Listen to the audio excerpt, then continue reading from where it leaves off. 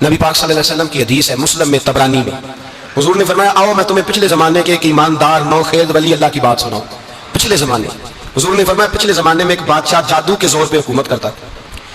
جب وہ ایک جادوگر اس نے رکھا ہوا تھا تو جادوگر اس کو جادو بتاتا، وہ جادو کے زور پر حکومت کرتا۔ جادوگر بوڑھا ہو گیا تو کہنے لگا بادشاہ کو نوجوان میرے پاس بھیج دے، میں بوڑھا ہو گیا میرا پتہ کوئی نہیں کب مر جاؤں۔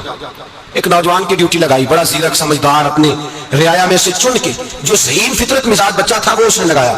اللہ کے محبوب علیہ الصلوۃ والسلام فرماتے ہیں بچہ جادو سیکھنے لگا، وقت گزرنے لگا۔ بچہ جب جادو سیکھنے جاتا تو رستے میں ایک راہب بھی تھا جو انجیل جانتا تھا، وہ اللہ سکھاتا، لوگوں کو حضرت عیسیٰ علیہ السلام کی تعلیمات سے آگاہ کرتا۔ اس نے دیکھا کہ یہاں بھی لوگ اکٹھے ہیں تو وہ بچہ اس راہب کے پاس بھی اٹھنے بیٹھنے لگا۔ اب جب اس کے ساتھ اس کی گفتگو بڑھنے لگی تو اس کو باتوں میں لذت آنے لگی۔ اس نے راہب نے پوچھا کہ تو کون ہے اور کس طرح سے آیا ہے، کیا تیرا معاملہ ہے؟ اس نے کہا جی میں جادو سیکھنے جاتا ہوں، آپ کی باتیں مجھے بڑی اچھی لگتی ہیں۔ اس نے کہا دین سیکھ، جادو سیکھنے والے کافر ہو جاتے ہیں، قرآن و دین سیکھنے والوں کو اللہ کامل ایمان عطا فرماتا ہے۔ فرمایا یہ سیکھ۔ بچہ بیٹھنے لگا، اس کے پاس آنے لگا، باتیں دل میں گھر کرنے لگی۔ ایک وقت آیا کہ مسلمان ہو گیا، اور مسلمان کیسے ہوا؟ بچہ کہتا ہے میں تجربہ کر کے ہوا۔ اب میں تھوڑا سا وقت جادوگر کے پاس بھی جاتا اور باقی سارا وقت وہاں بیٹھتا۔ میں ایک دن جا رہا تھا تو رستے میں ازدہا تھا، بہت بڑا سانپ تھا، رستہ روک کے کھڑا تھا۔ یہ حضور نے بیان کی حدیث۔ نبی پاک صلی اللہ علیہ وسلم فرماتے ہیں بچہ کہتا ہے کہ رستے کے اندر سانپ ہے، رستے بند ہے، لوگ چھتوں درختوں پہ چڑھے ہلاش ہے۔ کہتے چھوٹا سا روڑا میں نے اٹھایا تو میں نے کہا اللہ اگر جادوگر سچا ہے تو اسے مار دے۔ چھوٹا سا روڑا میں نے پھینکا، ازدہا کوئی نہ مرا۔ پھر چھوٹا روڑا اٹھایا، میں نے کہا اللہ اگر وہ عالم سچا ہے تو اسے مار دے۔ اب جب میں نے روڑا مارا تو ازدہا مر گیا۔ میرے اندر سے گواہی آئی نہیں دین کی باتیں سچی ہیں، نہیں قرآن کی باتیں اسلام سمجھانے کے لیے عرض کر رہا ہوں، اگرچہ اس دور میں انجیل تھی، اللہ رسول کی باتیں اچھی ہیں۔ کہتے میں مسلمان ہو گیا، اب میں نے راہب کے پاس ہی رہنا شروع کر دیا، جادوگر کے پاس چھوڑ دیا۔ اس بچے نے آنا، بادشاہ پوچھتا کہاں زیادہ وقت گزارتے ہو تو وہ بات گول کر دیتا۔ وقت تیزی سے بڑھنے لگا، اللہ نے اس نوجوان میں طاقت پیدا کر دی۔ اب اس کے اندر نا اللہ نے توانائی روحانیت پیدا کر دی، ابھی جوان ہے، 14-15 سال عمر ہے۔ اللہ نے اب جو بیمار بھی آتا وہ دعا کرتا تو اللہ صحت عطا کر دیتا، جو بھی آتا۔ بادشاہ کا ایک درباری تھا، بادشاہ کو پنکھا جلتا تھا، وہ اندھا ہو گیا، کوئی ایسی تکلیف آئی کہ نابینا ہو گیا، بڑے علاج کرائے شفا نہیں ہوئی۔ کسی نے اس بچے کا پتہ بتایا کانوں میں، اس کے پاس گیا تو بچہ کہنے لگا شفا تو ہو جائے گی پر کلمہ پڑھنا پڑے گا، مسلمان ہونا پڑے گا، جس پیغمبر کا میں غلام ہوں تجھے بھی بننا پڑے گا، دین پہ عمل کرنا پڑے گا، اللہ شفا دیتا ہے۔ اس نے کہا تو مجھے کلمہ پڑھا، مجھے شفا دے، میں تیار ہوں۔ اس نے کہا شفا تو اللہ دیتا ہے۔ اس نے اللہ تبارک و تعالیٰ کا ذکر کر کے دعا مانگی، یہ مسلم شریف میں حدیث ہے، طبرانی میں موجود ہے۔ اللہ نے اسے شفا دی، اس نے کلمہ پڑھنا شروع کر دیا۔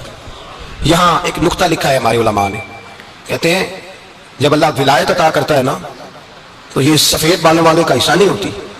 اگر جوانی میں کوئی آدمی توبہ کر کے تصوف کے راستے پہ چلتا ہے تو سب سے زیادہ ولایت اللہ اسے عطا فرماتا ہے، سب سے زیادہ ولایت اس کے پاس ہوتی ہے۔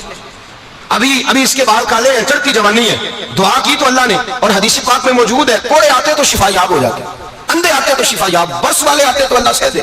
جوان ہے، بادشاہ کے پاس وہ واپس گیا، وہ جو آدمی جس کی آنکھیں ٹھیک ہوئی تھی، بادشاہ نے پوچھا کہ کیسے شفا ملی؟ تو کہنے لگا میرے رب نے شفا دی ہے۔ بادشاہ سجدے کراتا تھا، اپنے آپ کو منواتا تھا معاذ اللہ، کہنے لگا میرے علاوہ کون رب ہے؟ اس نے کہا وہی رب ہے جس نے تجھے پیدا کیا ہے، اور وہی رب ہے جس نے مجھے اندھے کو آنکھیں دی ہیں، وہی ہے میرا مالک۔ کہا اچھا تو مجھے نہیں مانتا؟ کہا نہیں میں اپنے رب کو مانتا ہوں۔ بادشاہ نے اسے سزا دی، ستایا، اس نے بچے کا پتہ بتایا، پھر بچے کو بلا کے ستایا تو اس راہب کا پتہ بتایا، راہب بھی قتل ہو گیا، نابینا بھی قتل ہو گیا۔ بادشاہ نے کہا سپاہیوں سے اس بچے کو لے جاؤ اور پہاڑ کی چوٹی پہ جا کے نیچے پھینکو تاکہ مر جائے۔ بچہ پہاڑ کی چوٹی پہ گیا تو ہاتھ اٹھا کے کہنے لگا یا اللہ میرے لیے نہیں اپنے لیے، میرے لیے نہیں اپنے لیے انہیں اپنی قدرت کے جلوے دکھا، میرے لیے نہیں۔ اللہ کے بندے اپنی جان بچانے کی دعائیں نہیں مانگتے، اپنے لیے انہیں اپنی قدرت کے جلوے دکھا۔ یہ دعا مانگی، جتنے لوگ ساتھ آئے تھے وہ سارے زمین پہ گرے اور سب مر گئے، پہاڑ سے گر کے مر گئے۔ بچہ واپس سیدھا بادشاہ کے پاس کہنے لگا لو بھائی میرے رب نے مجھے بچا لیا ہے۔ جوان کا ایمان دیکھو، میرے رب نے مجھے، بولو میرے اللہ نے مجھے ایمان کی گواہی دے رہا ہے، میں بچ گیا ہوں، تو جھوٹا ہے، میرا رب سچا ہے۔ اس نے کہا لے جاؤ اس کو دریا میں، کشتی میں بٹھاؤ، بیچ دریا کے جا کے دھکا دے دو۔ بیٹھے کشتی میں، دریا کے بیچ گئے، اور جب جا کے وہاں اس کو دھکا دینے لگے تو اس نے کہا اللہ میرے لیے نہیں اپنے لیے انہیں اپنی قدرت کے جلوے دکھا۔